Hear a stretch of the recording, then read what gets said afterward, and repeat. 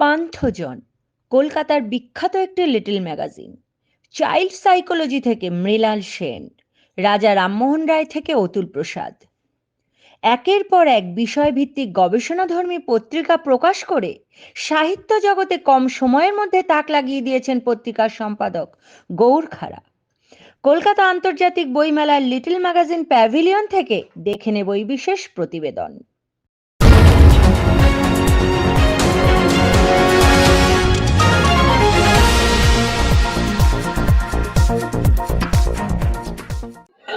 আমরা উপস্থিত হয়েছি কলকাতা আন্তর্জাতিক বইমেলার লিটল ম্যাগাজিন প্যাভিলিয়নে। এই লিটল ম্যাগাজিনের এই উৎসব চলছে এখানে বইমেলার মধ্যে। এই লিটল ম্যাগাজিনের যে প্যাভিলিয়ন, এটা দীর্ঘদিন ধরেই খুব বিখ্যাত। পান্থজন একটি বিখ্যাত স্বনামধন্য লিটল ম্যাগাজিন বা পত্রিকা। পান্থজনের সম্পাদক আমাদের সঙ্গে রয়েছেন। আমি জেনে নেব পান্থজন এবারের বইমেলায় ঠিক কি নিয়ে এসছে। এবারের বইমেলায় আমরা মৃণাল সেনের শতবর্ষ উপলক্ষে তার পূর্ণাঙ্গ মূল্যায়ন করার চেষ্টা করেছি এবং সেখানে আমরা অনেক বিখ্যাত চিত্র পরিচালক যেমন গৌতম ঘোষ এবং তারপরে যারা চিত্র সমালোচনা করেন তাদের লেখা রয়েছে। যাদবপুর বিশ্ববিদ্যালয়ে ফিল্ম স্টাডিজের অধ্যাপক অনেকেই রয়েছেন, তার প্রাক্তন অধ্যাপক সঞ্জয় মুখোপাধ্যায় রয়েছেন। তার সঙ্গে আমরা বইটা একটু নেব। এই হচ্ছে বইটা, শতবর্ষে পদাতিক মৃণাল সেন, তাই তো?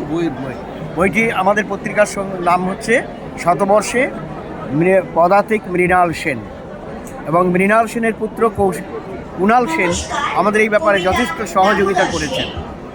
উনি কলকাতায় এসেছিলেন, তখন ওনার কাছ থেকে আমরা সহযোগিতা পেয়েছি প্রচুর। উনি আমেরিকা ফিরে যাওয়ার পরেও উনি আমাদের ধারাবাহিকভাবে সহযোগিতা করে গেছেন, যার ফলে এই পত্রিকাটি করা সম্ভব হল। আমরা রয়েছি পান্থজনের স্টলে এবং আমাদের সঙ্গে রয়েছেন পান্থজনের সম্পাদক শ্রী গৌর খাড়া। আমরা এই কালের পক্ষ থেকে আমরা দেখছি পান্থজনের স্টলে এসে পান্থজন, আমি দেখতে পাচ্ছি যে বিভিন্ন বিষয়ের উপর বিষয়ভিত্তিক বই প্রকাশ করছে প্রত্যেক বছর। আমরা শুনে নেব গৌরবাবুর কাছ থেকে। আমাদের পান্থজনের সম্পাদক গৌরবাবু, তিনি আমাদের সঙ্গে রয়েছেন। কি বলছেন তিনি? কি ধরনের বই আপনারা এখনো পর্যন্ত প্রকাশ করেছেন? আমরা পান্থজন মূলত বিষয় ভিত্তিক আমরা পত্রিকা বের করি এবং সেই বিষয়গুলো হচ্ছে চিরন্তন, এবং সেই জন্যই আমরা বলেছি যে পান্থজন কখনো পুরনো হয় না। যত পুরনো হয় তার জন্য ডিমান্ড আরও বেড়ে যায়। যেমন আমাদের ঠাকুরবাড়ির নারী শক্তি একেবারে নিঃশেষিত, রামমোহন নিঃশেষিত। এই রামমোহন বইটা সম্পর্কে যদি বলেন। রামমোহন আমরা আগে পত্রিকা হিসেবে বের করেছিলাম, পরবর্তীকালে বই হিসেবে বের করেছি। রামমোহনের 200 বছর পূর্ণ হলো তখন আমরা এই বই পত্রিকা হিসেবে বের করি।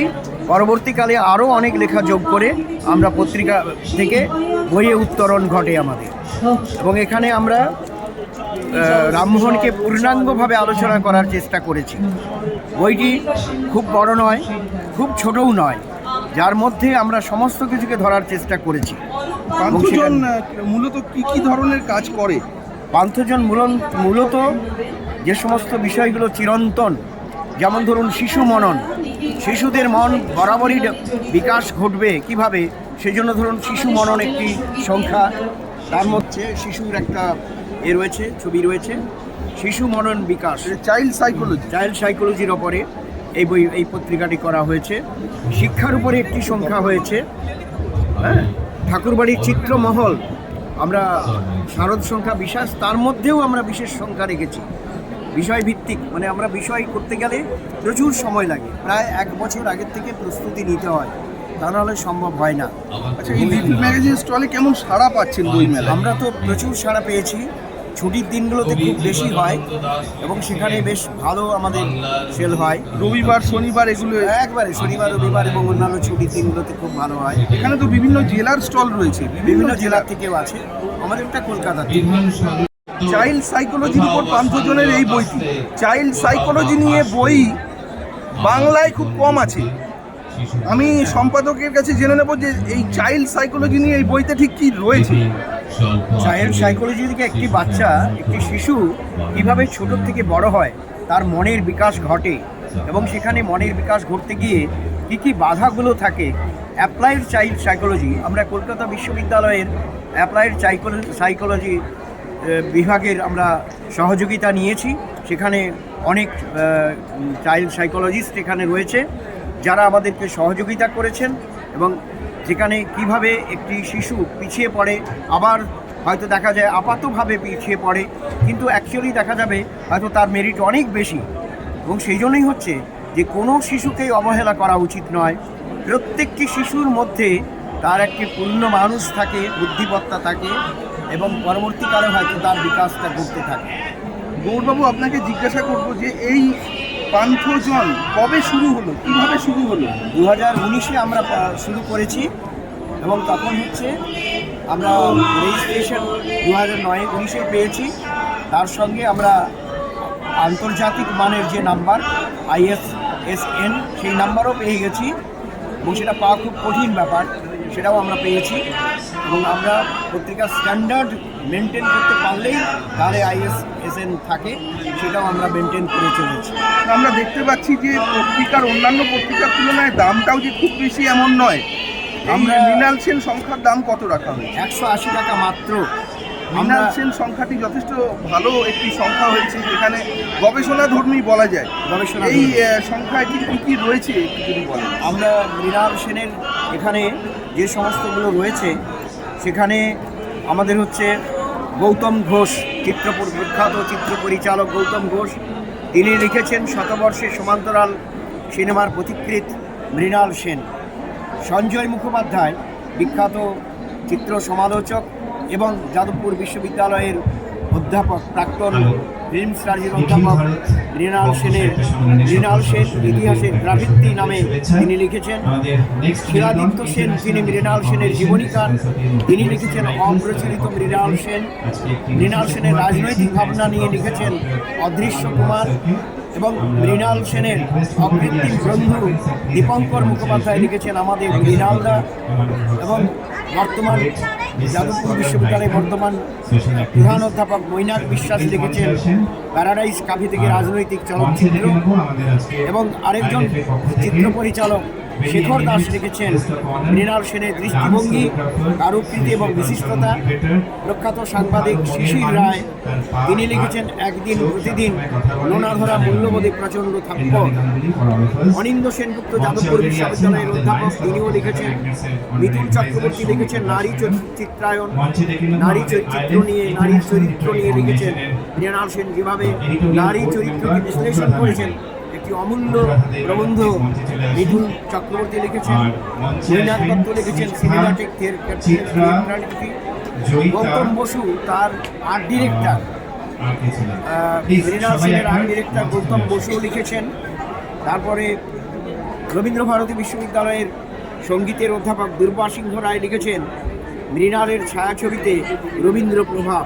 আমরা দেখতে পাচ্ছি যে মৃণাল সেন সংখ্যায় এত বিদগ্ধ জনেরা লিখেছেন, এই সংখ্যাটি হয়ে উঠেছে একেবারে আকর গ্রন্থ বলা যায়।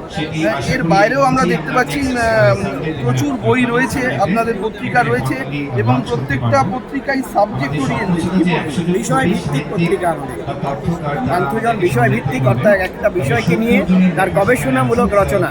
আমাদের পাঠকও সেই রকম। এখানে মোটামুটি যারা গবেষণা পছন্দ করেন, বিষয়ের ভেতরেই যারা ঢুকতে চান, তারাই এই পত্রিকাগুলো বেশি কেনেন এবং তাদের সংখ্যা কম নয়। তারা খুঁজে পেতে ঠিক পান্থজনে এসে যান এবং তারা যথেষ্ট প্রশংসা করেন। আমরা আমাদের পত্রিকার বয়স মাত্র 3, কিন্তু আমরা এগিয়ে চলেছি, চেষ্টা করেছি। সেখানে অনেকেই আমাদের পত্রিকার প্রশংসা করেছেন এবং গুণীজনরা আমাদের পত্রিকাকে খুব কদর করে। আপনাদের এই পত্রিকা তো ত্রৈমাসিক দেখছি। আমাদের ত্রৈমাসিক পত্রিকা এবং বছরে একবার বোধহয় পুস্তক আকারে প্রকাশ হয়। না, আমরা যে সমস্ত বইগুলোতে যেটি আমরা দেখি ডিমান্ড রয়েছে এবং সেইগুলোকে আমরা এবং চিরন্তন এটা পেতে পারে, সম্মান পেতে পারে, সেই রকমগুলোকে আমরা বই আকারে বের করেছি। যেমন অতুল প্রসাদ, রামমোহন, ইত্যাদি অলরেডি আমরা বই আকারে বের করে ফেলেছি। ঠাকুরবাড়ির নারী শক্তি ও বঙ্গ সংস্কৃতি বই আকারে বেরোবে, দেশে রয়েছে। এরপরে মৃণাল সেনও বেরোবে, ঠাকুরবাড়ির চিত্রমোহনও বেরোবে। এবং চিত্রমোহনে আমরা এই যে পত্রিকাটা আমি একটু দেখাতে চাই, এটার মধ্যে সুনয়নী দেবীর প্রচ্ছদ রয়েছে। কলকাতা আন্তর্জাতিক বইমেলায় এই লিটল ম্যাগাজিনের স্টলগুলি আমরা দেখতে পাই প্রত্যেক বছর রাজ্যের বিভিন্ন জেলা থেকে যারা নিয়মিত কাজ করে বিভিন্ন বিষয়ভিত্তিক সিরিয়াস লিটল ম্যাগাজিন, তারা এখানে স্টল নিয়ে বসেন। এবং এই লিটল ম্যাগাজিন স্টলে আমরা এত বিষয়ভিত্তিক ম্যাগাজিন এবং বই পাই, যেটা না দেখলে পাঠক বা দর্শকরা মিস করবেন। তাই আমাদের এই কালের পক্ষ থেকে অনুরোধ থাকলো, বইমেলায় এলে 9 নম্বর গেট থেকে ঢুকে এই লিটল ম্যাগাজিনের চত্বরে একবার ঘুরে যাবেন। আমরা যেটা করি, আমরা লিটল ম্যাগাজিন যেটা করি সেটা আমরা লেখক তৈরি করি, পাঠক তৈরি করি। এবং এখানে আমরা অনেকেই আছেন যারা নতুন আত্মপ্রকাশ করেছেন এবং পরবর্তীকালে হয়তো তারা বড় পত্রিকাতে মহাপত্রিকাতে চলে যাবেন, কিন্তু আমরা পাঠক এবং লেখক তৈরি করি কিন্তু লিটল ম্যাগাজিন। এটা লিটল ম্যাগাজিনের বৈশিষ্ট্যটাই এই লেখকদের তৈরি করে দেওয়া। কলকাতা আন্তর্জাতিক বইমেলার লিটল ম্যাগাজিন প্যাভিলিয়ন থেকে শোভনলাল রাহার প্রতিবেদন এই কাল।